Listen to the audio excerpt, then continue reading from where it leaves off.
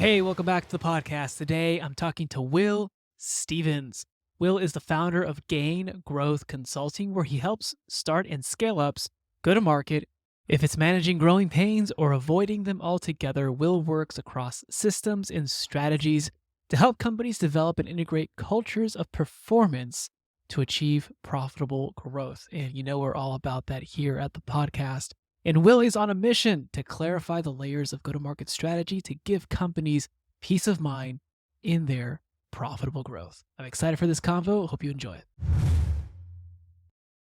Ever since Zoom updated all of their stuff, I can't find the recording button, but Will, here we are. Here we go. Yeah, platform jumping, Zoom, Hangouts, Teams, God knows what else. Air You're Chat, what's the new one? Air Chat, the one that Naval came out with. the buttons are always in the different places. So yeah, Oh my gosh. I read a comment like, hey, you know why people don't listen to the chit chat? I'm like, this is why people listen to podcasts because of the Hmm. chit chat. So welcome to the pod. It's relatable chit chat. Thanks for having me. Great to see you again. I'm excited to have you, man. We're going to talk all things fractional entrepreneurship, diving into sales, marketing, go to market. But I'm really curious and I want to really go into the heart and the meat of the matter. You meet with a lot of solopreneurs. I've met with a lot of founders, fractionals. And I think there's a common thread of I do a lot of scope, but it's not like I have a definite specific niche or a definite specific outcome that I help people with, even though my specialty is in X or my specialty is in Y. I want to dive into how you honed in into your specialty in go to market. What does that actually mean? And how have you, I'm not sure, vertically or horizontally niched that down? Let's do it. Let's dive into it, man. Can you tell us a little bit more about why doing what you're doing right now? Yeah, it was an organic path for me. So I have been in digital agencies for over 10 years and I've always served in integration roles. So I've been a marketer and I've been a Mm, salesperson and I've even had stints of SEO and content and performance marketing. So just the environment of an agency, you wear a lot of different hats, as cliche as that is, but like you really do. And depending mm, on the environment of the agency. It's not a hat, it's a helmet. So I've been hands-on executing campaigns, helping create content on the phone, all that stuff. But I've also zoomed out as in like more senior leadership positions to connect those dots and make sense of the bigger picture. So for me, like how go-to-market is applied, it's fairly interchangeable with sales, marketing, customer success, even product, the big picture for what the business needs, not what does one function need. We know what they need. Sales needs closed one. Where do they get it? Usually the leads marketing has coming in and stuff. So it's just like diplomatically organizing those different mhm. revenue functions to be one big happy revenue family so that there's eyes on the business goal as contributed by functional teams, but everybody sings from the same hymn sheet. It's actually rare, in my opinion, to see a marketer who can also take phone calls, to be honest with you. Like it's usually the other way around, or if it's even if it's Mhm. a creative marketer, like they really aren't able to do sales conversations. And it's a really big plus on your end. One of the things that are interesting, maybe this is just the size of companies you're working with, but budgets, especially for marketing, usually it's the first one to get cut. I don't even know why, frankly. I don't even know why shoot yourself in the foot. But anyways, budgets cuts are being cut. Marketing is usually the first to get cut on that end. Usually there isn't a lot of money to quote unquote wait and see nowadays. I'm curious to see how are you approaching that in terms of strategy, in terms of deploying the right, not just strategies, but deploying the right teams and energy and initiatives with leaner budgets in order to come up with the holy grail ROI as quickly as possible. Like how are you seeing that? How are you navigating through that? What are you working through on that? Yeah, I wish that wasn't the case, but it's like all too prevalent. And you're right. I don't want to say for whatever reason, because sometimes for good reasons, marketing is let go first. I think sometimes out of habit and out of not necessarily understanding what they might be doing, that might be marketing's fault. It might not be able to translate what they're contributing to the business in the language the boardroom speaks. So that's a challenge. I say this like with all sensitivity because I've been laid off, lots of teams have been laid off, but a post layoff environment lends itself to a lot of attention because it's traumatizing for it's a business event and not a great one, but it presents an opportunity to give attention to what I would call like the quote unquote right things, which is where are you spending marketing dollars and why? How big is your sales team and what are they incentivized to do? And how does that model back into what the business needs? So, yeah, when there's higher interest rates, higher pressure, shorter timelines. The good news, the silver lining, is that it tends to demand the attention in a very don't break your focus type of a way on the stuff Mhm. that should work. Easier said than done because I think a lot of organizations still just are hunting for silver bullets. Give money to paid ads, give it to Google. Google doesn't need your money as much as you need your money, but develop a plan for why you're giving it to them and have targets that make sense to the business, not just MQLs for the sake of it. Now, sales is just they can't close anything, but it looks like marketing is performing well. This goes back to the big picture revenue plan of getting everybody like we are one collective team. Culturally, that could be really hard too. Mhm. Sometimes teams just don't communicate. Sometimes sales leadership and marketing leadership don't get along. And it's more of a culture problem than it is a performance problem. Some of that goes above my pay grade and will go into different areas like people leaders and organizational designers and stuff too. But that's another big, I'd say, just hot button that's out there because teams don't feel psychologically safe. They've seen wave Mm. after wave of layoff. They don't want to be the next round. So yeah, it's behaviorally and culturally, there's hurdles trying to execute strategy in a lot of organizations today too. I want to put my finger on that. And I know this is a little bit risky with a time and place recorded podcast. Obviously, 5 years from now, things might be different. But the nice thing, we're human and we typically don't change that long and like for thousands of years. So this is something really important because the environment right now, shorter budgets, like smaller budgets, but higher sales cycles is at least what I'm seeing. There's just something happening. I don't know what to name it, what to call it. It could just be a cycle. It could be just something that we're going through, which is normal, which is fine. But the question is around a leadership perspective of how are you leading the team? How are the teams feeling because of it? And the right amount of pressure that is a healthy pressure versus the right amount of pressure, which is very unhealthy. And people take it home and they drag and they're actually underperforming. I don't know what to call that, but I think that's something that I haven't had anyone else call out specifically or read a lot of content around. I think that's something to be said on leaderships or even departments. Everyone wants to make a return. No one wants to fail. No one loves sucking at their job because sometimes we're not in control of the output. Can you speak to that? Like, how much in control of the actual output are we?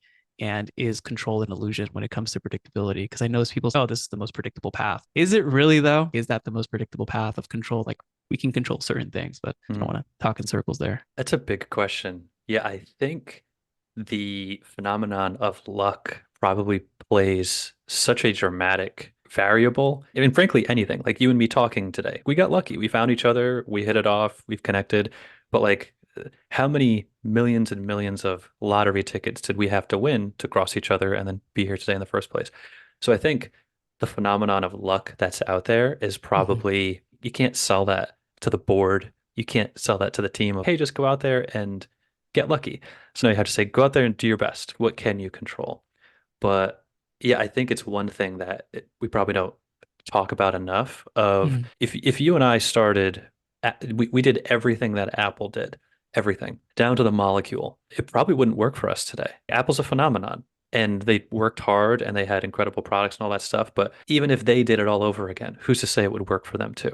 So I think there's this like undertow of luck that's out there that you can't measure it, you can't observe it, you can't see it, smell it, feel it, but it's just, it exists. It's like all of the invisible hands that shape a category, shape the lending environment. Like it's harder to buy. It's harder to buy in software, like hundreds of thousands or $1 million pieces of software, whatever. Why? So many factors none of us are controlling. We can Mm-hmm. try, we can speak to some of the objection handling and those types of things. But yeah, I think with the other side of luck is just like the ominous feeling of nobody really knows what to do and what's going on out there. I sympathize with leaders. Like it's never been harder to be a CEO right now because a lot of them don't know what to do. This, a lot of them, this is their first time at life too. And the most tenured, experienced executives, they may have cut their teeth in a hot market selling a very in-demand product or service. So on their resume, they can honestly say, oh, yeah, I was on a rocket ship unicorn. I've sold billions of dollars. That doesn't necessarily translate to they can repeat that performance in a down period with a struggling product in a very competitive, saturated space. So, yeah, I think the phenomenon of luck is unfortunately out there, and we can't talk about it because there's nothing anybody can do about it. Yeah, I've been meditating on that actually, and it's I think this is I love that we're going here because I think it's very important to identify what can we actually do in terms of our profession, what can we actually do in our businesses as founders, as entrepreneurs, as colleagues, as fractional leaders, if that's what you do. But I think it's a gift, right? I think that a lot of those things happen, and a lot of people call it like you create your own luck or whatever. And I think that there's a sense of pride to that, which is healthy in a sense of it. Sometimes it can be unhealthy, but I think you have to be the right kind of person, taking the right kind of behaviors, thinking the right kind of things, taking the right actions. And that becomes difficult in the way where your response is negative, meaning the outcomes are not always favorable, but you're still pushing through. And it's easier for me to say that here on a mic than to actually live it out because I'm living it out. And it's a day by day thing where every day you got to say, okay, I'm going to do it. We're going to execute. We're going to do well.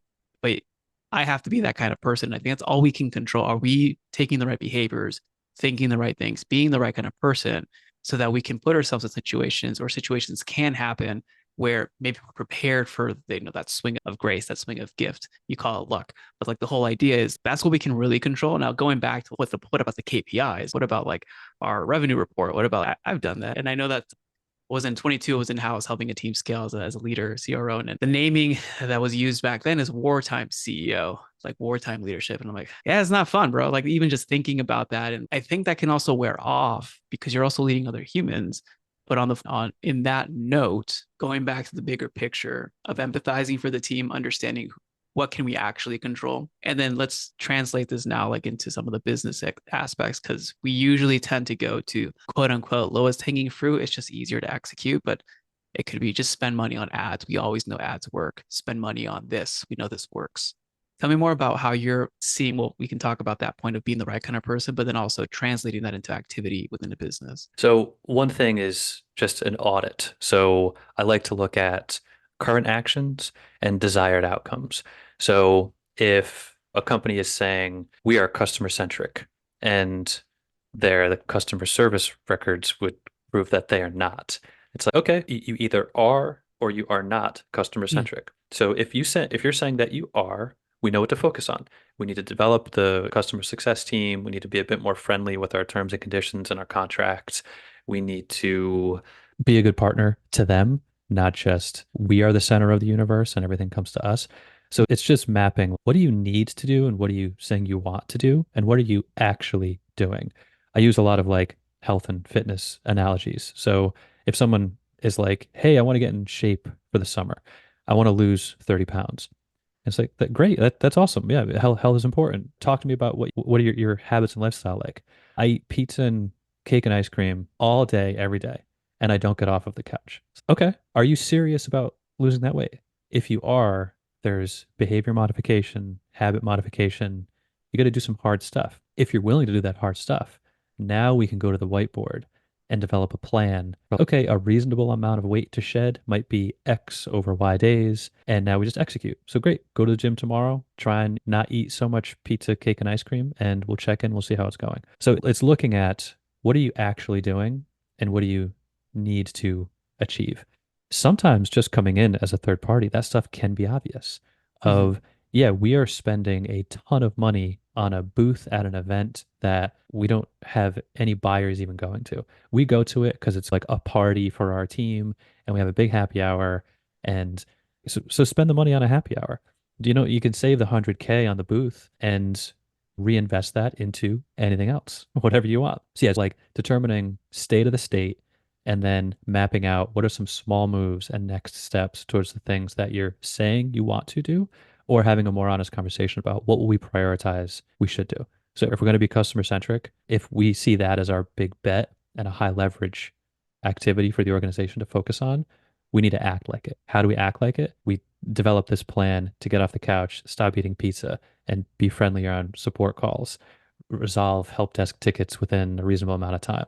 These obvious things once you break it down, but sometimes you need to come from it from the outside and from a different angle to reveal some of those things. I often see as change as a wavelength, like the imagery of change. Like it's very shaky in the beginning and it starts fine tuning over time. The one thing though, and I'd like to get your experience on this, is you come in, set the plan, execute on that plan, but then how much do you maybe the term isn't negotiate, but maybe it's around maybe it's even haggle, but like sometimes the team or the founder or the lead that you're working with directly says, okay, we'll do that, but what if we do this? How often are you malleable to shift and adapt to that? Because sometimes I've seen this personally where I've shifted too much and then now we're following their plan again and it's not working. No, we got to get back up here. But we already lost maybe 60 days into the engagement. So how do you manage that with being strict to the quote unquote diet, but then also adapting to changing circumstance? Yeah, that's a tough one. And I have crashed and burned doing all of the wrong things on that because in one of my first clients, I wanted to make them happy, which meant sometimes, given the personality I was working with, it meant just saying yes to things and doing stuff that like I had a feeling was not in the best interests of the team or the client or the performance, but this person was paying me. And I messed up. This was a learning experience for me to be like, that's why that intuition exists. Honor it and try and have those conversations. In this environment, you couldn't have those conversations. That was another red flag. Mm, But yeah, I think sometimes it's diplomatically and generously asking them questions like, okay, why do you think that? Sometimes it's going to be because I said so, or because the board needs their money, that the investors need their money. All right, I get it. That's a rational reason that is otherwise irrational to execute. Might not feel good, but it's, I got it. That's just the reality of the business and stuff. So I think being honest and like showing a clear path about how I'm thinking about here's this execution plan, here's what the 90 days might look like. Yeah, sometimes founders come back and or whoever and they'll say, okay, but what would happen if we laid off two of those salespeople? And this is where strategy and execution have a very intimate bi-directional relationship because it's like that's going to change the amount of activity we do, the amount of leads that leads per rep can handle. It shakes things up. You've moved the pieces on the chessboard, so we need to now play it differently. It's having your cake and eating it too, where it's, yeah, that all sounds great. Can we do it for a third of the price? oh my God, yeah. Yeah. And guess what? If we could, don't you think I'd be recommending that? Yeah. Yeah, this isn't to just inflate all the budgets. This is to be bootstrappy and shoestringy. And, or Mhm. sometimes it's making the business case of what would happen if we scaled? What would happen if we hired five more salespeople? Talk to the investors. What would that cost? And now, CEO, in your next board meeting, have that conversation and show what we've forecasted, what we've modeled. It's not a guarantee, but we feel strongly that, and then this will, require X amount of additional dollars in funding. We think that will have a payback in this amount of time.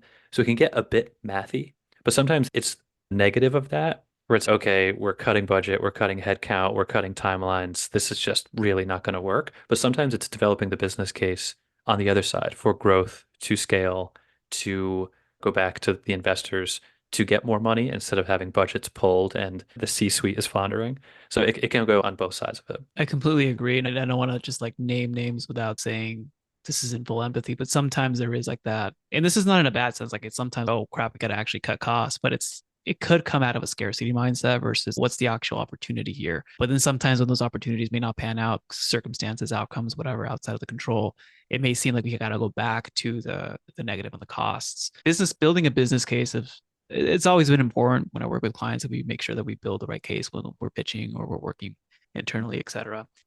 Even when like it's working with the board or like you're trying to, this is why this can work and this is how confident we feel about that. How do you approach that on both ends? Like when you're working with clients, like here's the business case of why this makes sense. And how do you strengthen your business case, like in any argument with clients or with internally for them and their leadership teams?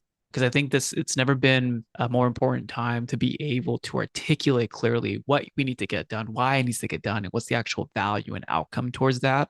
Kind of want to Mm. know how your brain thinks about that. Yeah, maybe this is a good illustrative anecdote. This was years ago. I was at an agency, and one of my clients was a fintech company, and they wanted to compete with Nerd for the amount of content and how that content was ranking. Like NerdWallet is just like a content machine, and like at the time they were just owning all of page one for every imaginable term. And the serious ask from the client was, "We want to fight NerdWallet.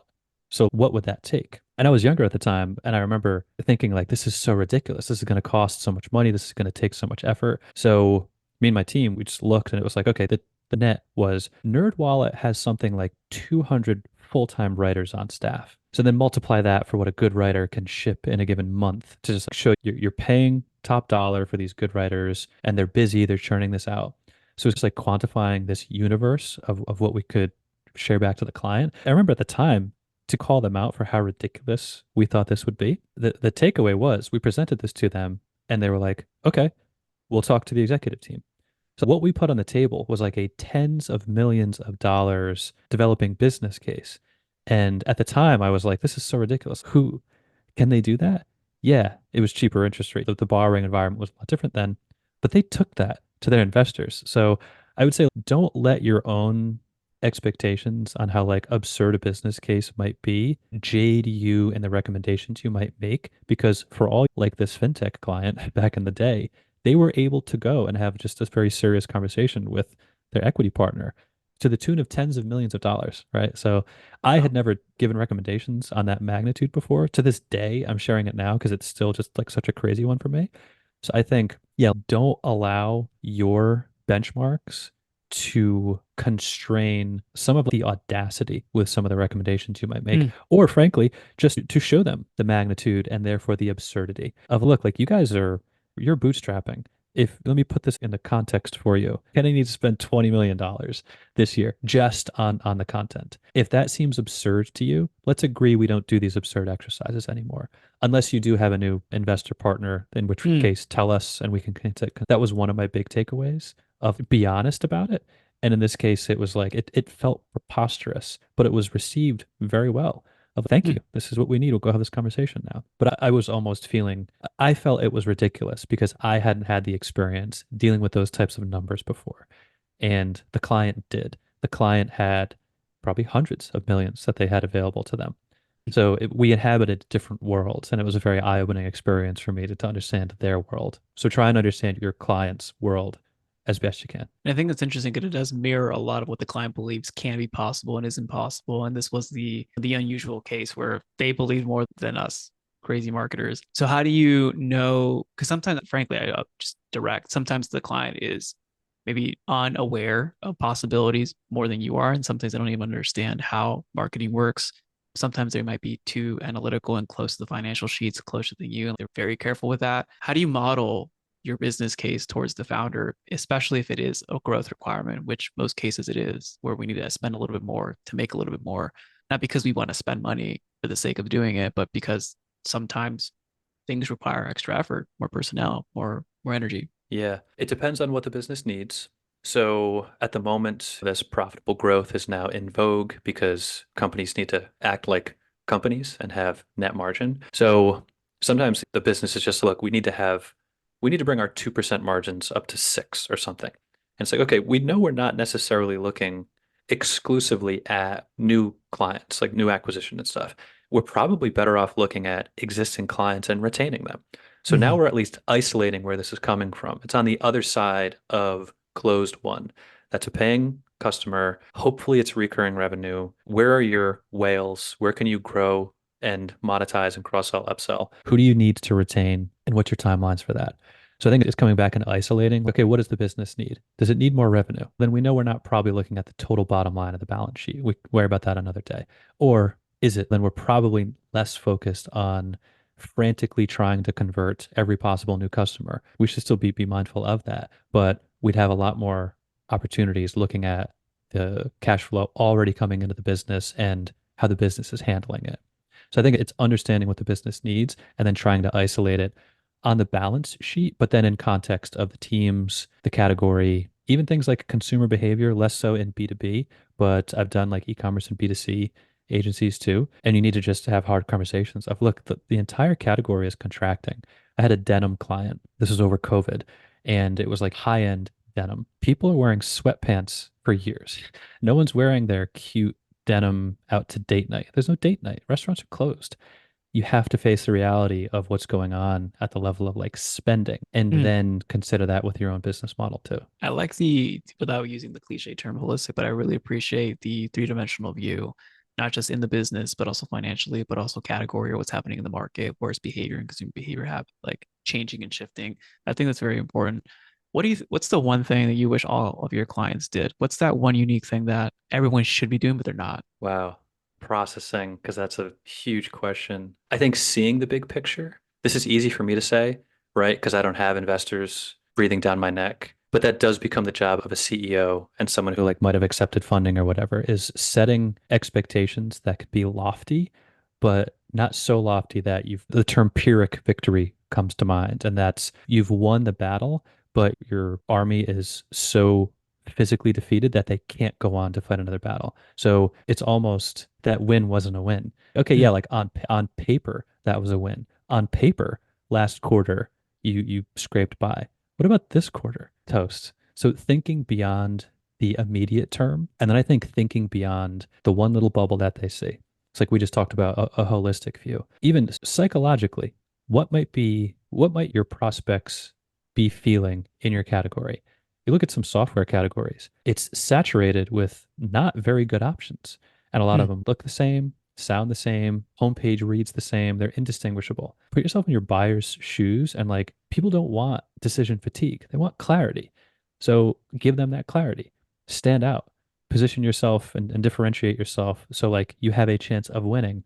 Otherwise, we've all seen those corny charts where it's like 10,000 MarTech vendors or something like that. Do you think Mm. your buyer wants to go through this? Of course they don't. So don't make them.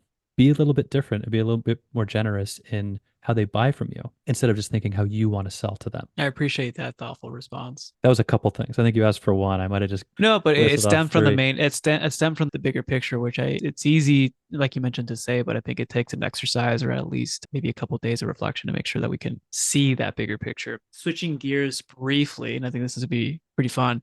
You have the unique advantage of speaking with a lot of solo founders and then going solo yourself. What's like the one big aha moment that you learned by doing that you didn't learn by interviews? And then the second flip to that one is, what's your biggest, I wouldn't say takeaway, but suggestion or piece of advice for other solos as you learn that one big aha moment and you talk Hmm. to a bunch of people too before that? That's another really good one. Something I learned by doing, kind of all of it. That's like an unfair answer, but I've never done this before. So I'm doing Yeah. a lot of things all for the first time.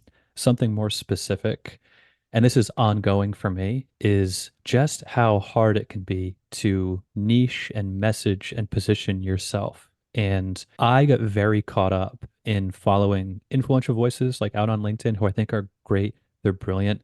A lot of them are product marketers, and they tend to give advice to service providers as if they're products. In Mm. spirit, I agree. Like in principle, I get it. But in practice, we're not products. There's not like a feature benefit page of will versus fractional leaders or whatever. Doesn't make any sense. That's where relationships and personality and these things do come into play. I've had debates. Some people disagree that like personality isn't a differentiator. I think it totally is. People Oh, want to dude, work with yeah. cool people.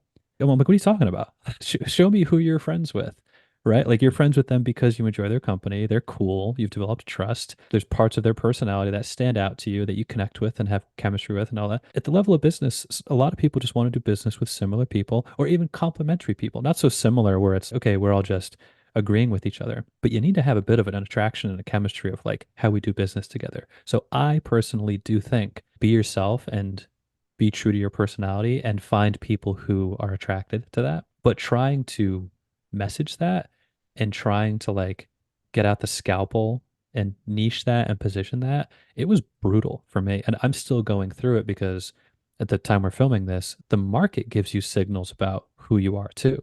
So I work with software companies and technology companies, but because of my tenure in agencies, I still work with agencies.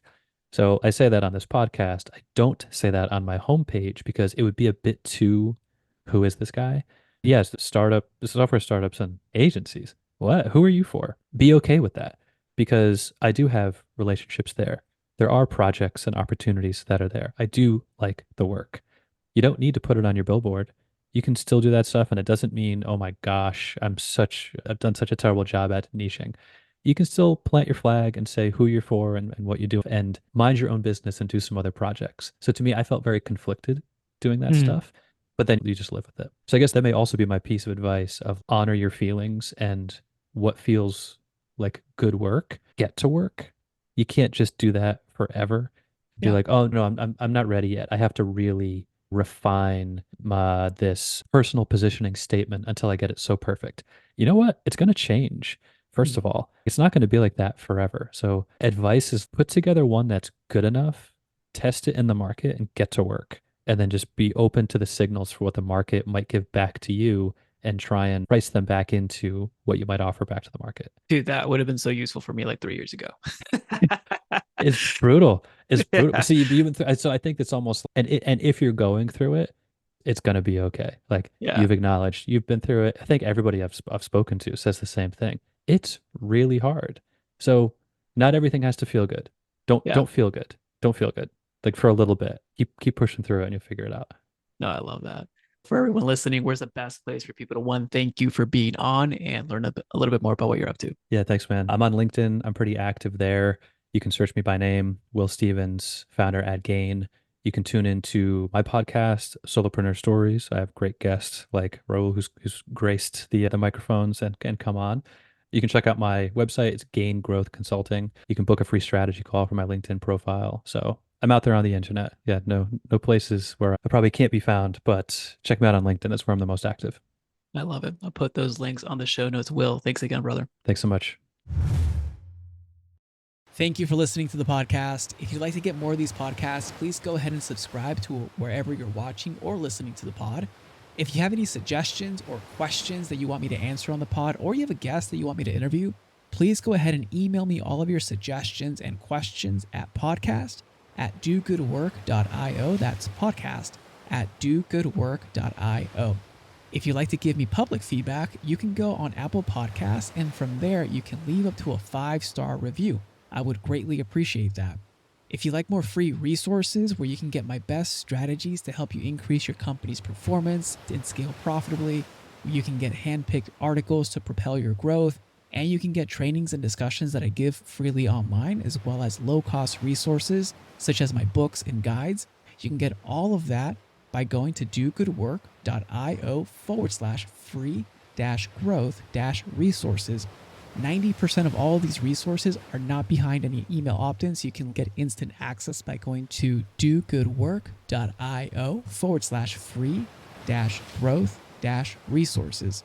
Now, if you'd like to accelerate your progress and shorten the gap between information and action and start seeing results in your business, let's work together to increase your company's performance and scale profitably and serve more clients without the overwhelm. You can request a free clarity call to see how we can best support you to reach your goals by going to dogoodwork.io/apply. Again, that's dogoodwork.io/apply. As always, it's an honor to be a small part in your journey. This is Raul Hernandez. Do good work.